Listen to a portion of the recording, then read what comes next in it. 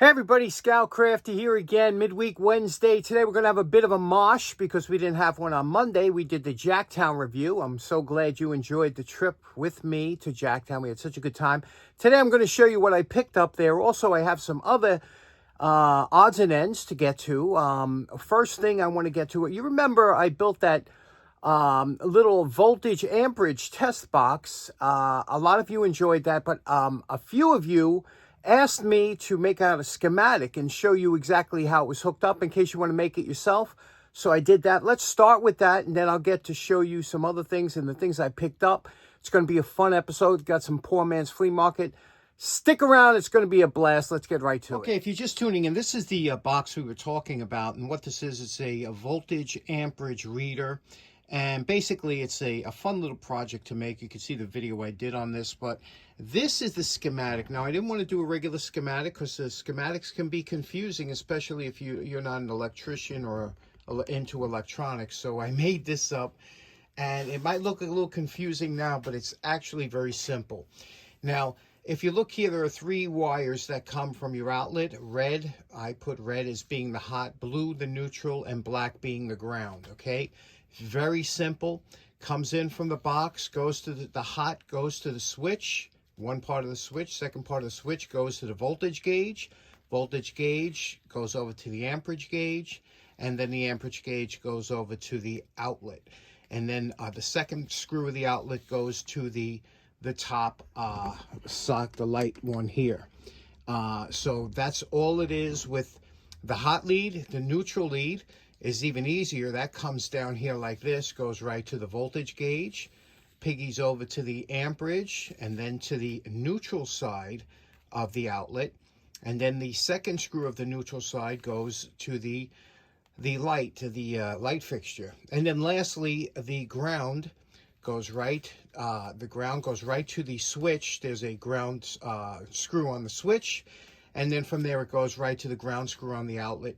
And that's all you have, just 2 connections with the ground. The last item here is this little LED indicator, this green indicator here.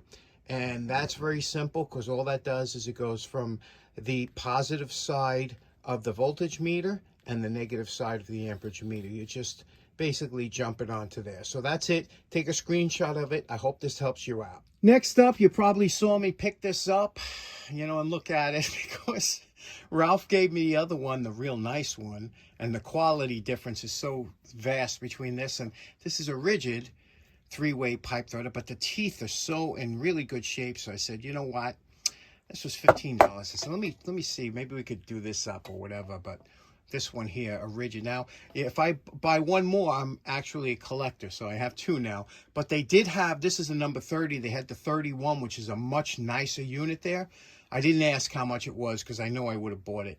But maybe we'll clean this up if you want to see that. Next up, I was looking for bells for my fire alarms. And I wanted ones, not that ring like a phone, that do the single ring, which is this one here. You see, when you see that solenoid here, and with that plunger like this should, if I'm not mistaken, it should ring, one at a time. So anyway, it's a 12 volt. You could see here, it looks like it should work. And I think there was like $10, but it's a nice bell. You saw this probably in the video. I saw boxes of these rivets, aluminum rivets, 1/4 inch aluminum. Look at these. Look at these. Aren't they beautiful? Just to fool around with. I don't have a machine but we can always make one. Or you can hand peen these over. And these are pretty expensive when you go to buy rivets. Anyway, I bought, these were $2 a box, so I bought 5 boxes. Funny thing is, my buddy 805 Road King, he picked up a bunch too, even, the day before. The guy had a whole bunch of these. Aren't they nice? And then, of course, look, I would have bought more rope. But the one thing, usually Patrick's always the one telling me, buy this, buy that. He wasn't pushing the rope this time, but look at this. 2 hanks of rope, okay? This one here looks like maybe, I don't know, 5/8 and maybe 3/8 or something, or 1/2 inch. I don't know. Anyway, nice rope. These were $5 for both. So that's a good deal. But this is here, it's a little bit on the stiff side. Now this one here is the kind I will wash. And I'll show you that. If you want to see it in an episode, I wash the rope. And then what I do is I soften it with Downy fabric softener. Like, obviously, the ends got to be whipped like they always do. And after that, you can oil the rope.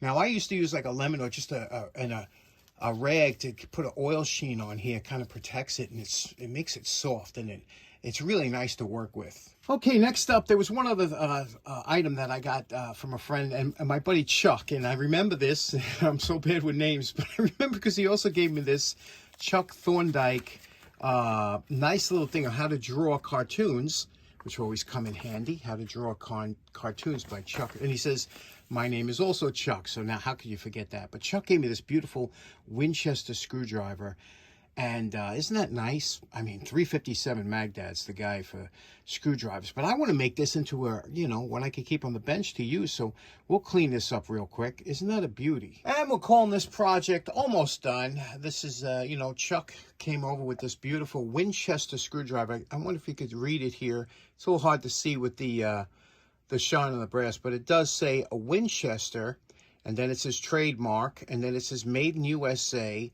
a 71 23-4 inch. I don't know if you could see all that, but this had a lot of checks and cracks in it and everything. I went below it, put on the lathe, went below it, and polished it out, rejuvenated the wood. This is some kind of exotic wood. I don't know how long Chuck has had this, but you don't see too many Winchester screwdrivers. I just gave it another flat grind over here, fixed up the tip, polished it out. It is pretty, especially with the brass, but I didn't know what color to put on here, whether to make it a darker reddish, but this is the natural wood, and I want to see, maybe we can identify what kinds. I know a lot of you guys are woodworkers out there. Maybe you can identify what kind of wood that is, but it is pretty. And beautiful screwdriver. This is definitely one I would like to keep here to use, but the brass, the steel, the wood, and the steel in the back, I'm sure 357 Magdad would like this type of screwdriver. He loves that combination. So Chuck, thanks so much for that. Now let's get to what I bought. I stopped buying tools. However, good friend of the show who was selling there, he suggested this. He goes, this had your name written all over. And it's true, because when we first started getting into this a couple of years ago, doing restorations, a lot of us smaller channels like me, Joe's shop, Joe restored a couple of these. They were smaller. These are advertising screwdrivers. If ever you come away, if you should see one of these and they're a couple dollars, pick them up, because these things, they do command good money. For some reason, they're quite collectible. And they're usually smaller, like this. But this one was a larger one. I never seen one like this. And you can see here, but that's a nice little screwdriver. We'll clean this up real quick. And they're great collectibles. Nice little giveaway screwdriver. That was $2. And we're calling this project done here. This one here, the little $2 screwdriver. And again, my friend, there's two guys. One guy actually owns the booth. The other one helps out. And I appreciate him putting this. He was telling me about this, that he kind of put it aside for the channel, which I thought was really cool. And you can see what it says, a good place to trade. And you can see it says MS Young and Company Hardware, Allentown, Pennsylvania. So, and I see they polish the edges. Look at when you polish the edge, that was all beat up and mushroom because somebody was using it like that. But isn't that a pretty? And wouldn't this be a beautiful giveaway if you went to a hardware store? Wouldn't you be proud to take that with you when you left? So there we go. Nice little advertising screwdriver there. Now I picked this up. Obviously, you can see what I paid for it. This was a good buy. I always wanted one of these old-timey welding helmets. Do you remember when Herman Munster did an episode where he was wearing one of these? And this thing has the lens in it and everything, the flip-up lens. It's good. It just needs a little cleanup. They were made like a fiber, and they were well made. This thing, all it needs is a head strap. But for $1, the funny thing is, when I saw it, I saw I want this. It was on the back of a trailer. And, a lot of people leave there. They go walking around the show, so nobody was there. So what do you do, right? So what I did was I took this and I hid it underneath the trailer. And then I went shopping. And when I came back, the lady was there. And I said, oh, I hid something under the trailer. She started laughing. And I picked it up. Isn't that nice? Okay, we cleaned this up a little bit. Look how nice that came out. I took off there was some paint on there, took it off. But this is an actual, I think Lincoln made this, because it said Lincoln on the glass. And you can see here, cleaned up here, the glass. This is glass, I cleaned it all up, took it out. You could still use this. There's no reason you couldn't use this. So as long as I get a headband, but for $1, right? That was a good deal. This here was probably one of the best buys that you'll find. You can see it's a Kraeuter 1801-7. Jaws is pretty decent. You know, it looks good. It's kind of stiff, but you know, we like these. And this was, with the embellishment, 33 cents. It came from a box 3 for $1. So come on, tell me that's not the best buy of the show.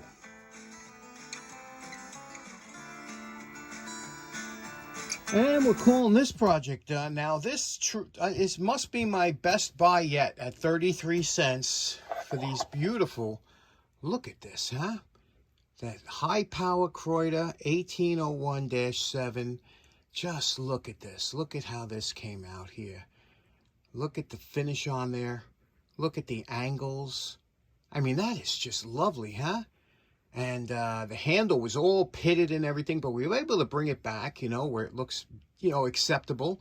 Isn't that a beautiful pair of pliers? It is still stiff. I didn't lubricate it because a lot of times you'll see that lubrication seeping through the cracks when I'm trying to show it and kind of takes away. So I'll lubricate it now. But look what I did on the inside. It looks like brand new. It looks NOS. And it works beautifully. As you can see, I'll take a piece of coat hanger, listen to the snap. You could hear that shoot across the room, so you know the jaws are beautiful. And look here at the teeth here. You can see here, they were almost pristine. This is, what a buy. 33 cents. I'll lubricate that up now, make it nice and smooth. Now, if you have never seen how to lubricate stiff pliers like this before, you see here, you have a seam here, a seam here. When you open it up, you have a seam underneath here and a seam up top there. You just drip a little bit of a penetrating fluid. I like to use 50-50 to put in there, and then you just work it back and forth until you'll see it come out of the ring here, and then flush it out with a little WD-40, and that's it. You're good. And then a little bit of oil, and that's all you need. Oil it once a year. Now you saw how stiff these were before. Now this is just with the 50-50, the acetone and automatic transmission fluid. Look at that. Now, that is smooth as can be, and that's just what you want. But you see, it will seep through the cracks, and you just have to, after you lubricate it, you're going to have to wipe it down for the next couple times as it seeps through. Okay, last but not least, probably one of the best buys of the day. What do you think of this? See what I paid for it. $5. You see what this is? I've been looking for one of these for a long time. This is a Thor. Thor was known for making some of the most ornate and crazy over-the-top casting drills. And look at this. Look at, you know what guys buy these for? They buy them, they cut the cord off, and they make ray guns out of them. And, you know, the steampunk guys. And you can see here, look at that nice tag on there. Okay, isn't that beautiful? You can see Independent Pneumatic Tool Company. Boy, this is beautiful, isn't it? What do you say? You want to try it and see if it works? Look at the cord. The cord is just lovely. Look at that. No cracks in it. Still supple. And it had a funny end to it. It had a little ground wire coming out of it that I guess you could hook up. But what do you say? Let's give it a shot and see if it works. Okay, because the cord is in such good shape and everything looks okay, I'm not going to bite down on a stick or use my rubber glove. I'm just going to give it a shot. You ready?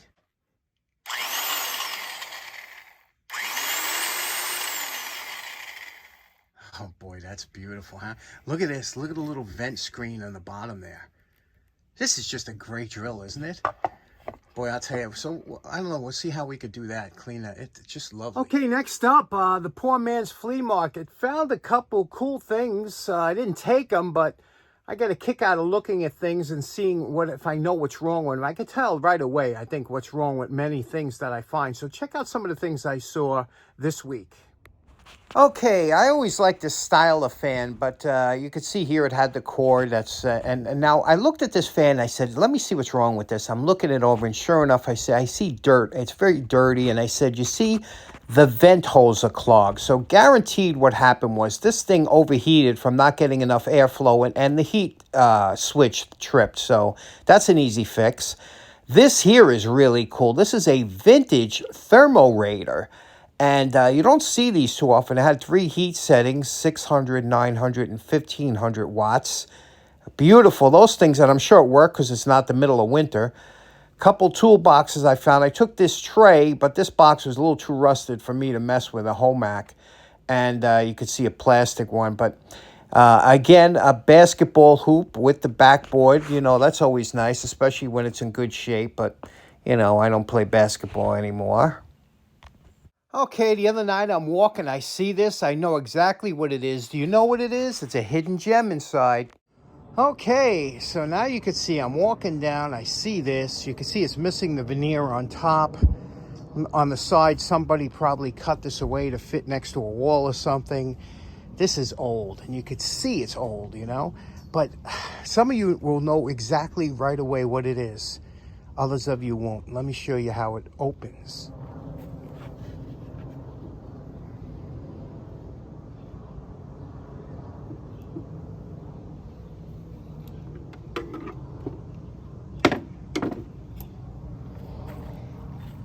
Okay, so here it is now. First thing, look at here. Look at the motor is beautiful. Now, my buddy John restores these. And so that's why, you know, even if apart, you know, it's got the light here, the original Singer light. You can see the Singer sewing machine. And, you know, it was used, but it's not frozen. You see, that's the key.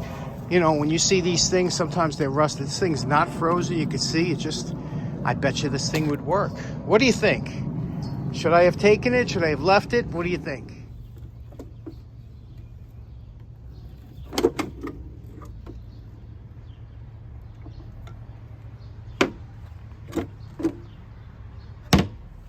Okay, so in closing, that was a heck of a mosh today. We covered a lot, huh? Let me know what your favorite project was. Thanks so much for tuning in. Hope you have a great day. See you again on Friday. Take care now. Bye-bye.